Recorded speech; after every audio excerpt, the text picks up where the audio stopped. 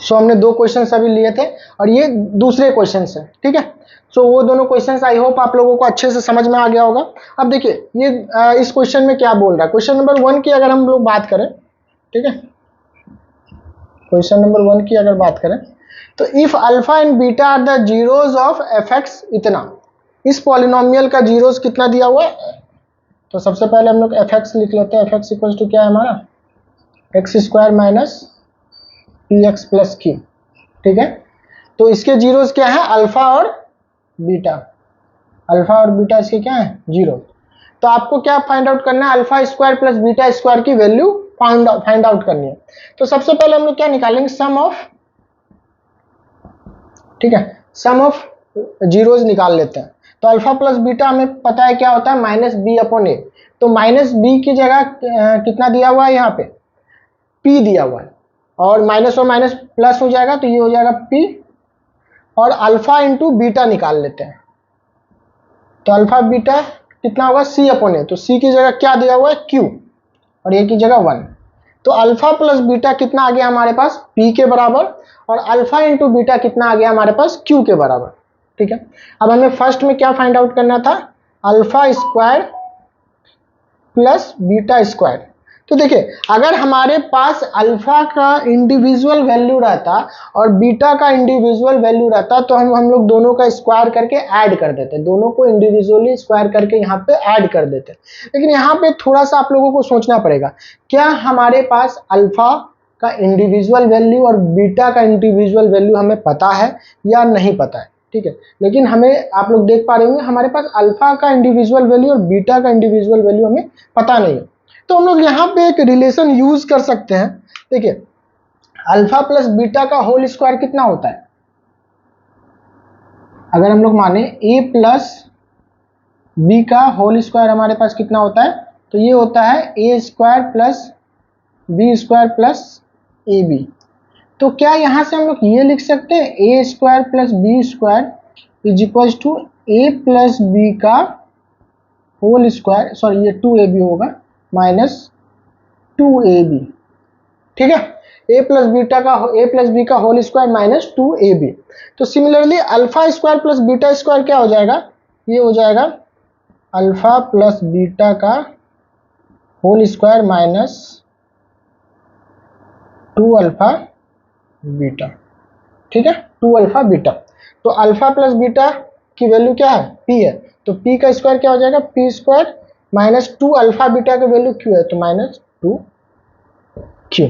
तो alpha square plus beta square की value क्या आ गई हमारे पास, p square minus 2q। Similarly अगर इस क्वेश्चन में p और q की जगह कोई वैल्यू दे देता तब भी आप लोग फाइंड आउट कर सकते थे। अब जो हमारा सेकंड क्वेश्चन है, सेकंड पार्ट है, इसमें क्या है, 1 by alpha plus 1 by beta, 1 by alpha plus 1 by beta, ठीक है। अब यहाँ पर भी देखिए अगर अल्फा और बीटा की इंडिविजुअल वैल्यू आप लोगों को पता होती तो आप उसके रेसिप्रोकल को ऐड कर देते तो आपको मिल जाता। लेकिन क्योंकि यहाँ पे हमें इंडिविजुअल वैल्यू पता नहीं है तो हम लोग क्या करेंगे, देखिए इस टाइप के क्वेश्चन में आपको करना क्या है, आप लोगों को कुछ नहीं करना, बस यहाँ से आपको ऐसा कोई रिलेशन निकालना है जिसमें अल्फा प्लस बीटा या अल्फा इंटू बीटा आप लोगों को यूज कर सके। जैसे यहाँ पे देखिए alpha square plus beta square में हमने क्या किया, एक रिलेशन निकाला, तो यहाँ पे अल्फा प्लस बीटा के फॉर्म में और अल्फा बीटा के फॉर्म में आ गया। तो इस तरीके के क्वेश्चन जब भी मिले तो आप लोगों को पहले ये फाइंड आउट करना है कि क्या हम लोग इसको अल्फा प्लस बीटा और अल्फा बीटा के फॉर्म में लिख सकते हैं या नहीं लिख सकते। अगर हम लोग लिख पाएंगे तो हमारा आंसर वहां से तुरंत निकल जाएगा।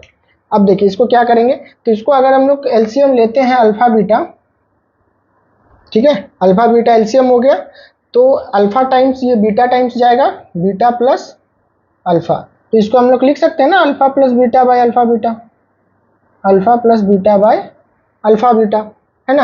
अब अल्फा प्लस बीटा का वैल्यू हमें पता है कितना आ रहा है, p, और अल्फा बीटा का वैल्यू कितना आ रहा है हमारे पास, q। तो ये हो गया हमारे पास p अपॉन q, इसकी वैल्यू कितनी आ गई, p अपॉन q। अब देखिए इसी में एक और क्वेश्चन आपके पास रहता, मान लीजिए इसी में आपसे एक और क्वेश्चन पूछ देता कि alpha cube plus beta cube का वैल्यू बताइए। तो alpha cube plus beta cube को आप अल्फा प्लस बीटा के फॉर्म में निकाल सकते हैं कि अल्फा प्लस बीटा का होल क्यूब क्या होता है। वहां से पहले आप ये निकालिए कि alpha cube plus beta cube किसके बराबर आ रहा है, फिर उसमें अल्फा प्लस बीटा का वैल्यू पुट कर दीजिए और अल्फा और बीटा का वैल्यू पुट कर दीजिए, आपके पास आपका आंसर निकल करके आ जाएगा। ठीक है, तो इस तरीके के क्वेश्चंस आपके एग्जाम में आ सकते हैं। These are very very important question. अभी जो ये हमने क्वेश्चन डिस्कस किया ये बहुत ही इंपॉर्टेंट क्वेश्चन है, वीवीआई के कैटेगरी में ही आता है। तो इस टाइप के क्वेश्चन इसमें कुछ बहुत थोड़ा बहुत मॉड्यूलेट कर सकता है। ये भी पूछ सकता है कि 1 upon alpha square plus 1 upon beta square कितना होगा। तो यहाँ पर भी आप एलसीएम ले लीजिएगा तो अल्फा स्क्वायर और बीटा स्क्वायर आ जाएगा और ये alpha square plus beta square आ जाएगा। तो alpha square plus beta square का वैल्यू हमने निकाला था और अल्फा स्क्वायर बीटा स्क्वायर क्या है, अल्फा इंटू बीटा का होल स्क्वायर। सो वहाँ आप पुट कर देंगे तो आपका आंसर निकल जाएगा। ठीक है, तो इस तरीके के कोई भी क्वेश्चन आए तो सबसे पहले आपको क्या करना है, अल्फा प्लस बीटा और अल्फा बीटा के फॉर्म में उसको कन्वर्ट करना है। तो जैसे ही आप कन्वर्ट करोगे आपको आपका आंसर मिल जाएगा। अब ये हमारा सेकंड क्वेश्चन है। ठीक है, इसमें क्या बोल रहा है ध्यान से देखिए, the if sum of squares of zeros of polynomial, sum of squares of zeros of polynomial of F X. तो सबसे पहले हम लोग एफ एक्स लिखते हैं। एफ एक्स इक्वल टू क्या हो गया हमारे पास, X square minus 8x plus K. ठीक है, और क्या दिया हुआ है आपके पास, sum of squares of zeros of polynomial. मतलब इसका अगर इस पॉलिनोमियल का एफ एक्स का जीरोज अगर हम लोग अल्फा और बीटा मान लें तो सम ऑफ स्क्वायर ऑफ जीरोज यानी alpha square plus beta square की जो वैल्यू आपको दी हुई है वो कितनी दी हुई है, 40। Sum of squares of zeros of polynomial, इसके स्क्वायर का सम कितना दिया हुआ है, sum of squares of zeros of polynomial, हाँ करेक्ट है, इसके स्क्वायर का सम दिया हुआ है 40। तो आपको के की वैल्यू निकालनी है। तो आपको पता है ना कि alpha square plus beta square equal to 40 हो गया। तो हम लोग सबसे पहले alpha plus beta find out करते हैं। तो alpha plus beta is equal to कितना हो जाएगा, 8 और अल्फा इंटू बीटा कितना हो जाएगा, के। तो alpha square plus beta square को हम लोग लिख सकते हैं अल्फा प्लस बीटा का whole square minus 2 alpha beta is equals to हो गया आपका 40, इज इक्वल्स टू कितना हो गया 40। तो अल्फा प्लस बीटा का होल स्क्वायर यानी अल्फा प्लस बीटा कितना है 8, 8 का स्क्वायर करेंगे तो ये हो जाएगा 64 माइनस 2 अल्फा बीटा। तो अल्फा बीटा कितना है के यानी minus 2k is equals to 40 है ना। अब 2k को उधर ले जाएंगे हम लोग, 2k is equals to 64 minus 40, 64 minus 40 करेंगे तो हमें कितना वैल्यू मिल जाएगा 24। ठीक है, तो k की वैल्यू यहाँ पे कितनी आ गई आपकी 12। k की वैल्यू हमारे पास कितनी आ गई 12। ठीक है, देखिए बहुत ही आसान क्वेश्चन था, बस दिया क्या था ये हमें समझना था और इससे एक रिलेशन निकालना था। दिया क्या था हमारे पास, ध्यान से समझिएगा, सम दिया हुआ था, किसका सम दिया हुआ था, स्क्वायर्स ऑफ जीरोज, जीरोज के स्क्वायर का सम दिया हुआ था। तो जीरोज कितना है अल्फा और बीटा, तो इसके स्क्वायर का सम कितना होगा alpha square plus beta square.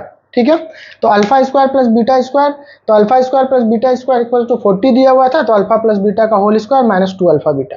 ठीक है, तो यहां से k की वैल्यू आ गई हमारे पास 12।